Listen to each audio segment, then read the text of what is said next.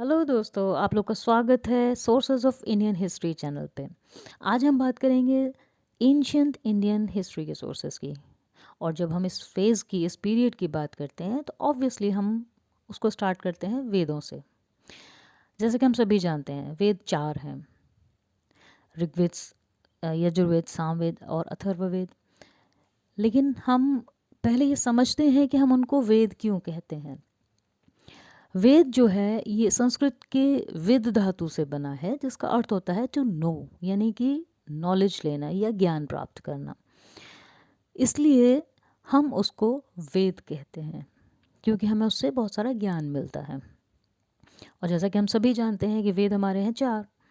पहला है ऋग्वेद, दूसरा यजुर्वेद, तीसरा सामवेद और चौथा अथर्ववेद।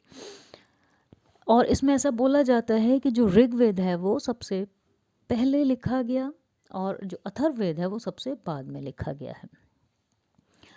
अच्छा, अब इन चीज़ों को समझने के लिए एक जो टेक्निकल चीज़ है उसको समझते हैं कि जो वैदिक ग्रंथ हैं वो गद्य और पद्य दोनों में लिखे हैं। गद्य और पद्य मतलब गद्य मीन्स प्रोज और पद्य मीन्स पोइट्री में।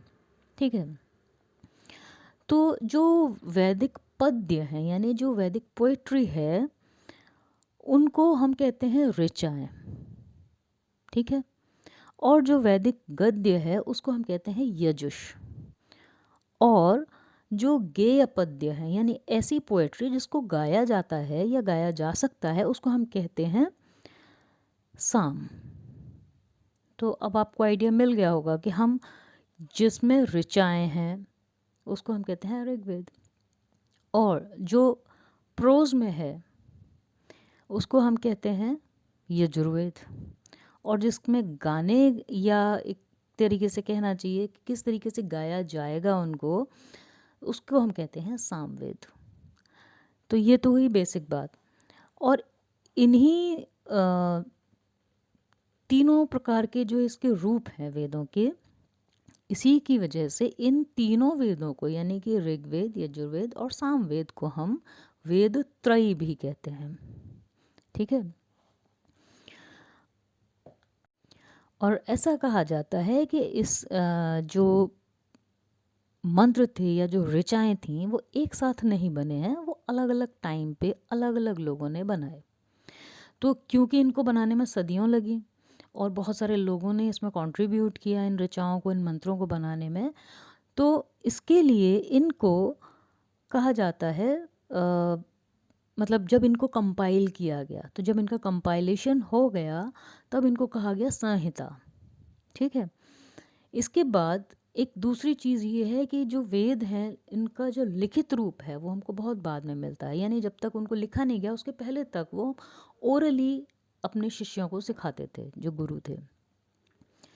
तो क्योंकि ये उनको मौखिक रूप से ज्ञान दे रहे हैं और वो जो उनके शिष्य हैं, जो उनके डिसाइपल्स हैं, जो उन उसको सुन के याद रख रहे हैं और फिर आगे आने वाली जनरेशन को वो दे रहे हैं, तो जो ज्ञान उन्होंने सुन के प्राप्त किया उसकी वजह से इन वेदों को श्रुति भी कहा जाता है।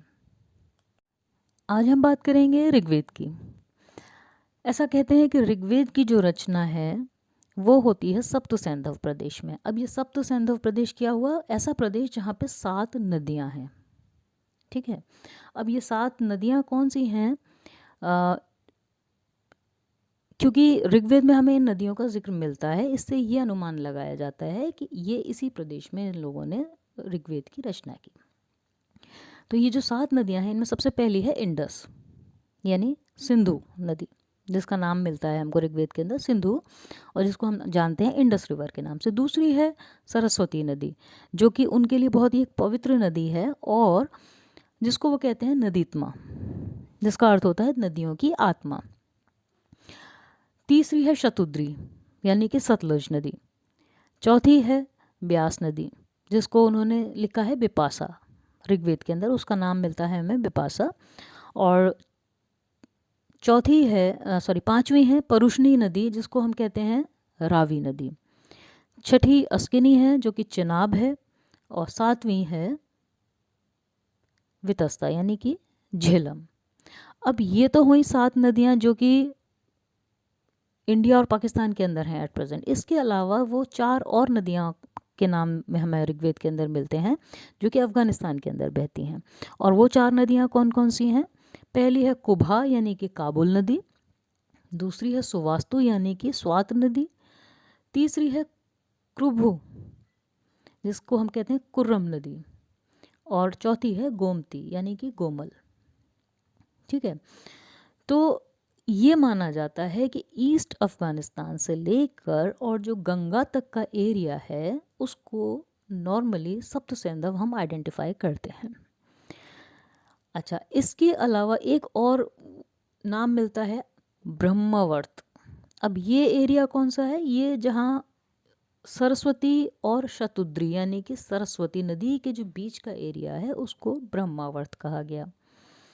और सरस्वती से लेके गंगा तक का जो एरिया है उसको ऋग्वेद के अंदर मध्य देश कहा गया है। अब बात करते हैं कि ऋग्वेद के अंदर कितने चैप्टर्स हैं। तो हम कह सकते हैं कि Rigveda is divided into 10 parts, जिसके पार्ट्स को हम कहते हैं मंडल। यानी कि ऋग्वेद के अंदर टोटल 10 मंडल हैं। ठीक है, और इनमें से सेकंड एंड सेवेंथ यानी दूसरा और सातवां ओल्डेस्ट चैप्टर्स हैं, यानी सबसे पुराने मंडल हैं। और पहला और 10वां यानी सबसे पहला और सबसे लास्ट वाला ये सबसे बाद में लिखे गए या बाद में ऐड हुए ऋग्वेद के अंदर। ये तो हुआ चैप्टर्स का डिवीजन। अब बात करते हैं इसके अंदर सूक्त कितने हैं। वो है 1028 यानी 1028, और 10,522 यानी 10,522 इसके अंदर ऋचाएँ हैं यानी कि मंत्र हैं। फिर एक और डिवीज़न है जिसको हम कहते हैं शाखाएं। तो ऋग्वेद की 3 शाखाएं हैं जिनके नाम हैं शाकल, दूसरा वास्कल, तीसरा शंखायन। ओके, और वो पुरोहित जो ऋग्वेद का पाठ करते थे वो कहलाते थे होता या होत्र।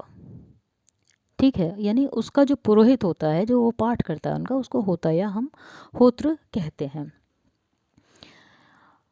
अच्छा, अभी आप देखते हो कि मॉडर्न बुक्स के अंदर कुछ होते हैं अपेंडिक्स, जिसको हम कहते हैं हिंदी में परिशिष्ट। तो ऐसे ही कुछ चैप्टर्स जो बाद में ऐड किए गए जो अपेंडिक्स हैं ऋग्वेद के अंदर, जिनको कहा गया खिल।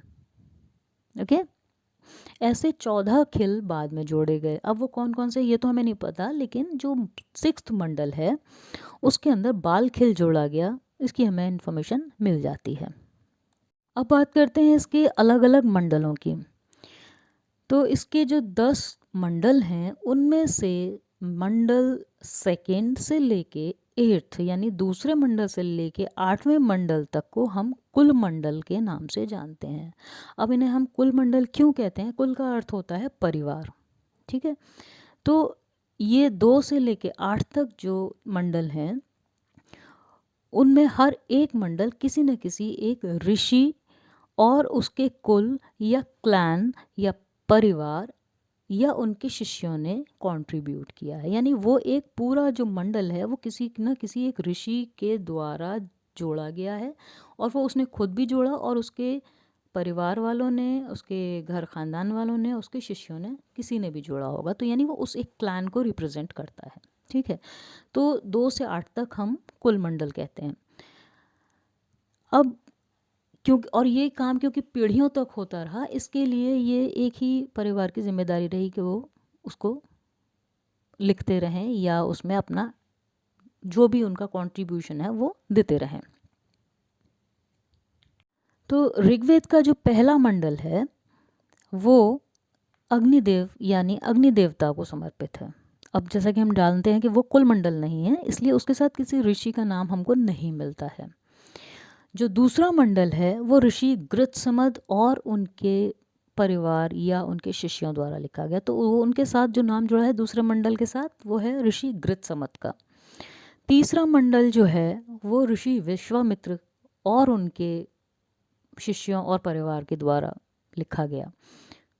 ऐसा कहते हैं कि ऋषि विश्वामित्र ने गायत्री मंत्र की रचना की जो कि तीसरे मंडल में हमें मिलता है, और गायत्री मंत्र वो जो कि देवी सावित्री को समर्पित है।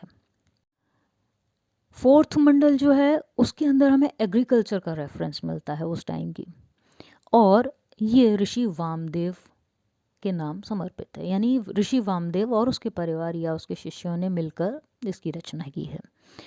जो पांचवा मंडल है वो ऋषि अत्रि द्वारा लिखा गया है, ऋषि अत्रि और उनके परिवार द्वारा लिखा गया है। छठा मंडल जिसमें कि आर्यंस की अर्ली लाइफ के बारे में पता चलता है वो ऋषि भारद्वाज द्वारा लिखा गया है, यानी ऋषि भारद्वाज और उनके परिवार ने। जो सातवां मंडल है वो वरुण देवता को समर्पित है, और इसी मंडल के अंदर हमें महामृत्युंजय मंत्र भी मिलता है, और यह इस मंत्र की रचना और इस पूरे मंडल की जो रचना है वो ऋषि वशिष्ठ के द्वारा की गई है। ऋषि वशिष्ठ और उनके शिष्यों ने या उनके परिवार ने मिलके की है। ठीक है। जो आठवां मंडल है वो ऋषि कण्व और अंगिरस, ये दो नाम हमको मिलते हैं, तो कण्व और अंगिरस के परिवार और शिष्यों द्वारा वो लिखा गया है। जो 10वां मंडल है वो हमारे लिए बड़ा इम्पॉर्टेंट होता है, क्योंकि आज तक जिस सोशल सिस्टम को, जिस हिंदू सोशल सिस्टम को हम पढ़ते हैं, सोशल स्ट्रक्चर ऑफ हिंदूज, जिसमें हम वर्ण सिस्टम की बात करते हैं, वो उसका सबसे पहला रेफरेंस हमको इसी मंडल में मिलता है, यानी कि लास्ट मंडल, यानी कि 10th मंडल के अंदर। तो 10th मंडल के अंदर पुरुष सूक्त है, जिसके अंदर हमको सबसे पहली बार चतुर्वर्ण व्यवस्था यानी कि वर्ण सिस्टम मिल जाता है। फिर इसी मंडल के अंदर विवाह सूक्त भी हमें मिलता है। इसी मंडल के अंदर नासदीय सूक्त है, जिसके अंदर कुछ फिलोसॉफिकल एस्पेक्ट्स के बारे में पता चलता है, या ये कह सकते हैं कि हमें इसमें दार्शनिक विचार उन्होंने अपने दिए हैं। और इसी के अंदर हमें नदी स्तुति भी मिलती है। तो ये तो है उसका पूरा एक तरीके से कंटेंट ऋग्वेद का। इसके बाद हम बात करेंगे ऋग्वेद में जिस तरीके से महिलाओं का डिपिक्शन हुआ, यानी कह सकते हैं कंडीशन ऑफ वेमेन, या जो रिप्रेजेंटेशन ऑफ वेमेन, या जो भी है उनके जो भी कंडीशन है, वो हमको कैसे पता चलती है कि कुछ इंटेलेक्चुअल लेडीज़ के नाम हमको वहाँ मिलते हैं जो बहुत हाईली एजुकेटेड थी, या ये कह सकते हैं उन्होंने हायर एजुकेशन ली थी। ऐसी कुछ महिलाओं के नाम हमको उसके अंदर मिलते हैं। कुछ उस तरह की भी मिलती हैं जिन्होंने अपने फैमिलीज़ के साथ कुछ फाइनेंशियल सपोर्ट के लिए अपने पेरेंट्स के साथ काम भी किया प्रोफेशनली, तो वो मैं आपको बताती हूँ। जैसे अपाला एक नाम हमको मिलता है एक स्त्री का, जो अपने फादर के साथ एग्रीकल्चर में उनको हेल्प करती है, यानी वो खेती बाड़ी में इंडस्ड है। दूसरा नाम मिलता है हमको सिक्ता, बल्कि मैं एक साथ बता देती हूँ, सिक्ता, विश्ववारा, घोषा, लोपामुद्रा और निनावरी, ये वो स्त्रियां हैं जिन्होंने हायर एजुकेशन ली थी। ठीक है। और इसके साथ ही उन्होंने कुछ ऋचाओं की और मंत्रों की भी रचना की, यानी कि इन इन जो महिलाएं हैं, ये जो स्त्रियां हैं, इनको हम ऋषि की कैटेगरी में रखते हैं। फिर एक लेडी का नाम मिलता है विशपला, जो कि जिसको कि सैन्य शिक्षा दी गई थी। तो इसका मतलब क्या है कि हम उनको हर एक फील्ड में अपना कंट्रीब्यूशन देते हुए देख सकते हैं। एक नाम और मिलता है रोमशा, जो वो भी एक कहना चाहिए एक बहुत विदुषी यानी कि इंटेलेक्ट महिला थी। और ऐसा भी बोला जाता है कि उस समय में, यानी कि ऋग्वेदिक, अच्छा एक चीज़ हम समझ लेते हैं कि जो इसको हम कहते हैं वैदिक पीरियड या वैदिक काल, उसको हम दो पार्ट्स में डिवाइड करते हैं, अर्ली वैदिक और लेटर वैदिक। अर्ली वैदिक को हम ऋग्वैदिक काल या ऋग्वैदिक पीरियड भी कहते हैं, क्योंकि उस टाइम पे ऋग्वेद की रचना होती है। बाकी के जो तीनों वेद हैं वो जिस पीरियड में लिखे गए उसको हम कहते हैं उत्तर वैदिक काल या लेटर वैदिक पीरियड। तो हम यहाँ जो भी बात कर रहे हैं ये अर्ली वैदिक की है। तो इस पीरियड में, यानी कि जो ऋग्वैदिक पीरियड है, उस टाइम पे ऐसा बोलते हैं कि जिस प्रकार पुत्रों का उपनयन संस्कार होता था, वैसे ही उस टाइम पे बेटियों का यानी पुत्रियों का भी उपनयन संस्कार किया जाता था। उनको शिक्षा का भी अधिकार था, और ऐसा भी रेफरेंस मिलता है जहाँ ये कहा गया है कि एक शिक्षित स्त्री से विवाह करना सबसे उत्तम होता है। तो ये आज की जो जानकारी है, ये सिर्फ ऋग्वेद से जो हमने इन्फॉर्मेशन निकाली है वो, ऐसे तो बहुत सारी इन्फॉर्मेशन है, लेकिन यहाँ पे मैं आपको वो सेलेक्टिव इन्फॉर्मेशन देने की कोशिश कर रही हूँ जो नॉर्मली और जगह पे शायद इतना आसानी से नहीं मिल पाती है। तो आज के लिए इतना ही, और चैनल को सब्सक्राइब ज़रूर करें, लाइक ज़रूर करें, ताकि आपको ऐसी इन्फॉर्मेशन मिलती रहे।